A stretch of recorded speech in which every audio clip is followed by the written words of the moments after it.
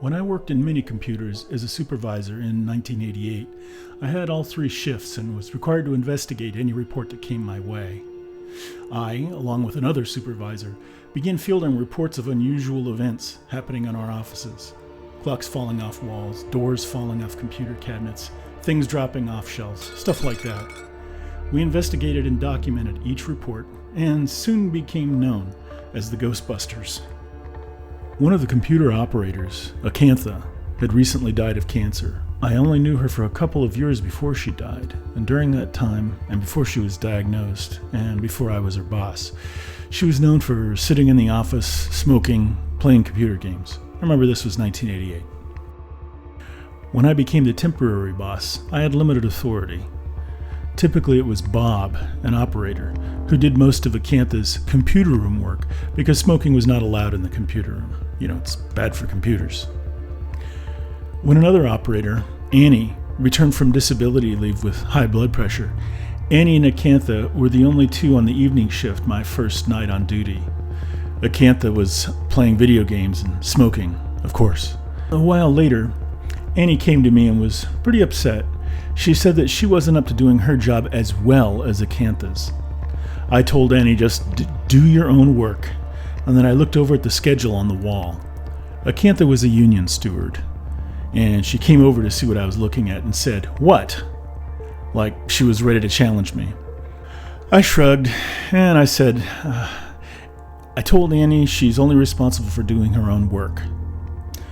Acantha slammed her cigarette into the ashtray and took off for the computer room in a puff of smoke. That was Acantha. Months passed. The cancer finally caught up with Acantha, and she passed away. One evening after her death, and after a number of incidents of things crashing to the floor, several people said they thought Acantha was haunting the computer room. I laughed at first, but they weren't joking. Annie said one time she felt a weird rush of air brush past her. I said, "Oh, that couldn't have been Acantha. Acantha would never move that fast." They got a chuckle. Another time, I was working a rainy Saturday evening. Several of us, including Annie, were sitting in the office when the clock fell off the wall. One of the operators ran next door to see if anyone was there, but nobody was in the connecting hall, and nobody was in the other room. Keep in mind that this building is constructed to withstand significant earthquakes, so it isn't flimsy construction. Later on, Annie came up to me wide-eyed. Her eyes were actually bulging, and she wanted me to investigate some muddy footprints up on the 3rd floor. So I followed her up. The building had heavy double iron doors on each floor, leading to a sheer drop into the alley below. On the 3rd floor, that was over 40 feet. The doors were used for lifting heavy equipment in and out of the building. A crane had been delivered on Friday, so it could lift heavy equipment on the following Monday.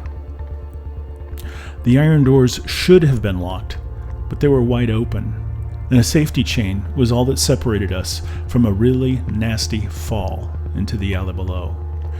Through the doors, I could just make out a chain hanging from the crane arm, out in the dark, out in the rain, and the chain was motionless.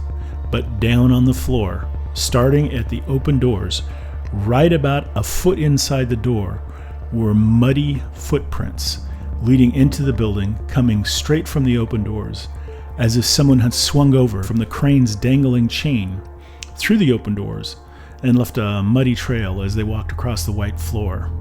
I followed the prints up the stairs toward the office, but after about 30 steps, the footprints faded and ended near the start of the carpeted office.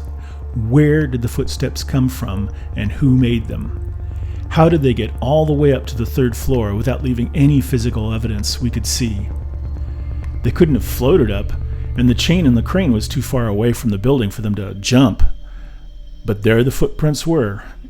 Was there an unauthorized person up here with us? I went back and closed the doors to the alley, notified security, and wrote up my report. That was the last I ever heard of ghosts, but the office closed a few months after, and we all went our separate ways. I never saw any of them again, though I'll never forget my time as a Ghostbuster.